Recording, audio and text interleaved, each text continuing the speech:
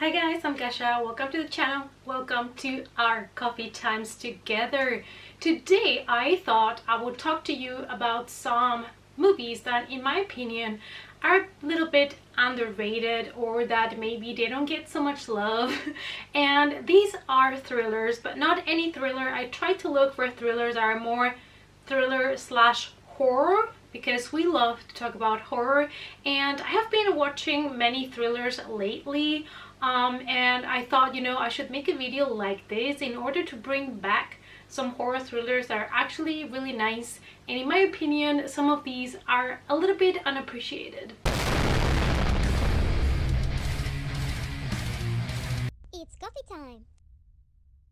Before we go to the list, as always, if you love horror and if you love movies, consider subscribing to the channel and joining our coffee times. Also click on the notification bell so you'll be notified every time that I upload a new video. I made a total list of 10 different movies, so let's go through them. Some of these ones you might know of already, and other ones maybe is something new to you, so I'm hoping that you're going to find something to watch in this list. So let's start with Hush from 2016. Honestly, a movie that you don't really hear so much about and that has such a unique concept. It's an American slasher thriller film directed and edited by Mike Flanagan, starring Kate Siegel, who also co-wrote the film with Flanagan. And the movie follows a deaf writer that lives in this house kind of a little bit isolated, and one night she receives the visit of a stranger that is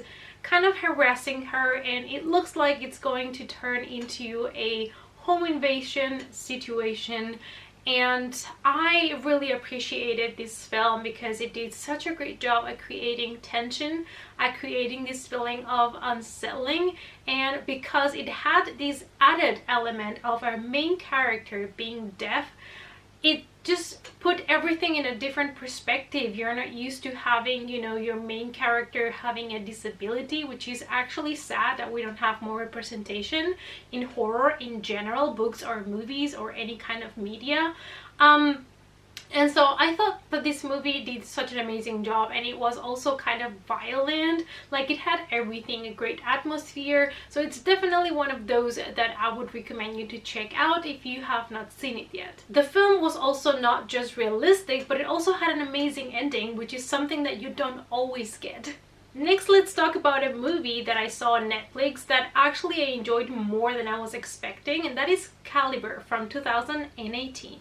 A British thriller film written and directed by Matt Palmer. This follows two friends that haven't seen each other for a long time, and they meet together and they want to go into the Irish wilderness to kind of hunt. It's kind of like a hunting trip that they want to do together to reconnect and talk about their lives.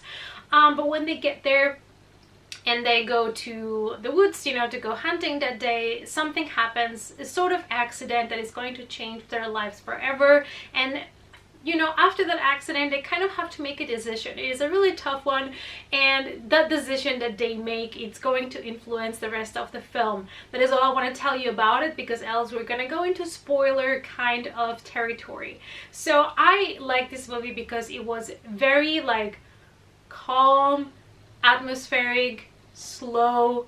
It's just an exploration, sort of like grief and humanity, what's wrong, what's right. Like, it had a lot of deeper meaning, and I really enjoyed about it because it was different from other typical thrillers that you have seen before. Then let's talk about The Gift from 2015, another one that is fairly underrated in my opinion. An American-Australian psychological thriller written, co-produced and directed by Joel Edgerton in his directorial debut. The film follows a couple, Simon and Robin, that move into a new house, and in the neighborhood they meet a friend from Simon from when he was younger called Gordon, and things starts to get a little bit weird when Gordon starts to show up giving them presents, and it just it starts to get like uncomfortable for the viewer. The film narrative was very inventive. It was like full of plot twists and things like that.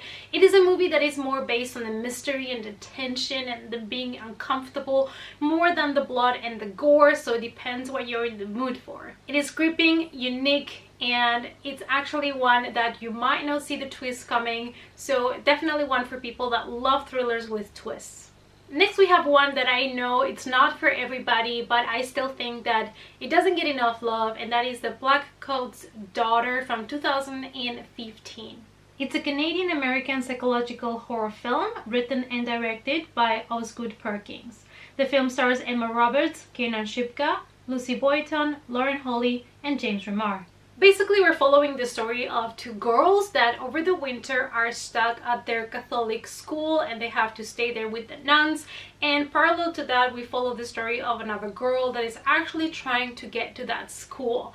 One of the best things of this film is the images, the atmosphere. Everything is very dark.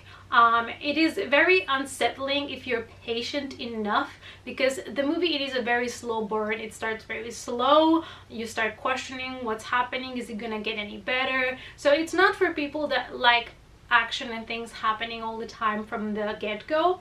But I think if you hold on and you start to see the twists and you start to see what's to come and how everything is going to be interconnected, it is going to be worth your time. It's just good acting, good writing, great cinematography, and the story is way darker and twisted than you imagine at the beginning. So like I said, if you're somebody that don't mind slow burn stories that take a little bit to start getting, you know, more intense, then this is definitely one that you should check out. Now let's talk about another one that I think part of the reason why this is being underrated, like not being appreciated so much, I think it's because actually of the main character, because it's somebody, it's an actress that normally we have seen in romantic comedies and things like that, and so people I think have a problem associating her to something else, and that is The Skeleton Key from 2005. It's an American supernatural horror film directed by Ian Softly,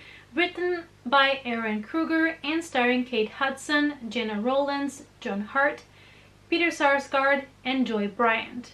One of the things that I really enjoyed about this film is that it is a Southern Gothic film in New Orleans, and it's not like your typical haunted house kind of scenario. This is about a nurse played by Kate Hudson that goes to this home in a plantation to take care of an old man that after a stroke he cannot really take care by himself, and basically she starts to uncover a mystery related to the house, and I really enjoyed this. I thought it was very spooky, very creepy, and I think it gets a lot of backlash for no reason. It's a movie that is also very dark, darker than you would expect, and it's one of those that actually the ending is really good, which you maybe would not expect from this type of thriller if you see the poster or if you watch the trailer, but actually the ending was really satisfying, and it's also one of those movies that if you rewatch it again, you're probably gonna see things that you didn't see the first time around. Next, let's talk about another one that I think it's also maybe not everybody's cup of tea, but I still think that it deserves a little bit more of love, and that is Disturbia from 2007. An American horror thriller directed by D.J. Caruso, written by Christopher Landon and Carl Ellsworth. It stars Shia LaBeouf, David Morse, Sarah Romer, and Carrie-Anne Moss. The film follows a troubled 17-year-old that is put under house arrest after an assault, and his parents decide, you know, to cut him off from television or anything like that. And so he is basically in his room, bored, and decides to kind of spy what every neighbor is doing. You know, it's entertainment for him. And he realizes that one of his neighbors, a man, it's acting weird. And he, you know, is putting two and two together. Some girls are going missing. So he starts to assume that this neighbor is a serial killer. And I don't know, I really did enjoy this film. Maybe it's a guilty pleasure of mine, but if you have not watched this one, I still recommend you to give it a try. The next one is a movie that I believe that it is a little bit hated by some people because they missed the point of the film, I think. and that is Orphan from 2009, a psychological horror film directed by Jaume Collet Serra and written by David Leslie Johnson from a story by Alex Mays. The film stars Vera Farmiga, Peter Sarsgaard, Isabel Fuhrman, and Jimmy Bennett. It is the perfect time to talk about this movie because it is getting a sequel called Esther. So the main plot of our movie is basically a couple that wants to adopt a little girl, and they end up adopting Esther, and the child, granted, already looks creepy. But then the kid starts to kind of show really weird behavior that it's putting the adoptive parents on edge. This is where the story takes off, and actually this is one of those movies that has a really huge plot twist. So once you've watched it once, then you know the second time is not the same thing. But I think it is a really great horror combined with thriller. Moving on, I would like to talk about one movie that actually is related to my t-shirt because I think this is a very underrated thriller, and that is Red Eye from 2005, directed by the one and only Wes Craven. In this movie, we follow the young hotel manager played by Rachel McAdams, and we follow Jackson, played by Cillian Murphy, whom I love, and they meet at the hotel kind of bar, and they have a drink and stuff, and then they say goodbye. But of course, when they go into the plane, they sit next to each other, and he starts to being this charming, handsome young man until the mood changes and he confesses that he is a terrorist working for an organization. And that's where the thriller really starts. So I think this is a thriller that checks all the boxes. You know, it's very atmospheric, it is engaging, it is creating a lot of tension. The acting is fantastic, and I absolutely love this movie. Next is a movie that I actually have seen twice already because I really enjoyed it, and this is probably a super guilty pleasure of mine, but that is Texas Killing Fields from 2011, and is actually based on a true crime story. It is an American crime film directed by Amy Kanan Mann and starring Sam Worthington, Jeffrey Dean Morgan, Jessica Chastain, and Chloe Grace Moretz. As I mentioned before, this is actually inspired by true crime. So we are in Texas, and there are two cities around 30 miles apart, and in between them there has been a lot of disappearances, killings of women appearing dead in the fields, and those fields that connect those two cities are called and known the Killing Fields. In this film, we follow a couple of different detectives that are trying to figure it out who is responsible for these murders. I really enjoyed it. I probably also because the cast is the cast that I really enjoy, especially Jessica Chastain. I adore her, and Jeffrey Dean Morgan, love him as well. And I really did enjoy the story. It is a more typical thriller. It is predictable, but it is also kind of very dark in some ways, because the story, it is a true story, and it's very dark and macabre. And so I don't know, I really enjoyed this, but it is one of those that it's not the best movie you're ever gonna see, but it's really entertaining, especially if you like movies that are based on true crime. The last one that I have in this list is not particularly horror thriller, it's more like an action drama thriller, but I wanted to mention it because I just watched it recently, and I think that it is a movie that kind of, it's not on everybody's radar, and I think it is definitely worth a watch. The movie is called 7500, and it is a release from 2019. It's an action thriller film written and directed by Patrick Vollrath in his directorial feature-length film debut. It stars Joseph Gordon-Levitt and Tobias Ellis. So basically this film was actually, part of it was filmed here in Cologne where I live, so that's exciting. It was filmed between a couple of different countries, and this movie was just very special. Is it perfect? No, it's not. But most of the movie, like 99% of the movie, if not all of it, is really just the cockpit, the cabin of where the pilot is in the plane.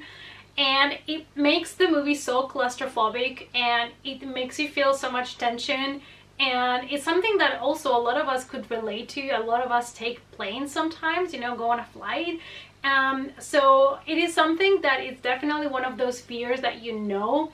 What I really loved about this film is the acting and the main character exploration of their mental health and why they do the things they're doing. At some point in the middle, it might get a little bit dragging, I have to admit, but I think that they did such a good, you know, exploration of camera work, because you're in the cockpit all the time, so they have to really work the camera angles and the editing to avoid the movie being extremely boring in the first like 20 minutes of it. It is also kind of action-packed from minute 15. It's not like they're, you know, slowly building it up. No. It all happens from the very beginning, and you're already put into that uncomfortable position of having to decide what happens with your crew, with the passengers when you have such an attack.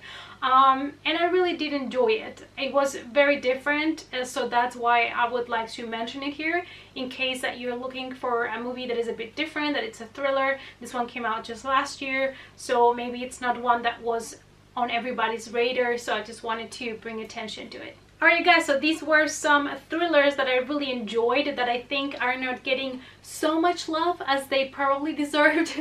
They are not bad thrillers. They are maybe not the very best you will ever see, but I do think they're a little bit underrated. So I hope that you enjoyed this list. Let me know down below which other horror thrillers do you think that are really underrated. Let's talk about it in the comments. Thanks so much for watching, you guys. Please give the video a big thumbs up for support. If you want to follow me on the social media, as always, the links are in the description box down below. And I'll see you all in the next coffee time. Bye!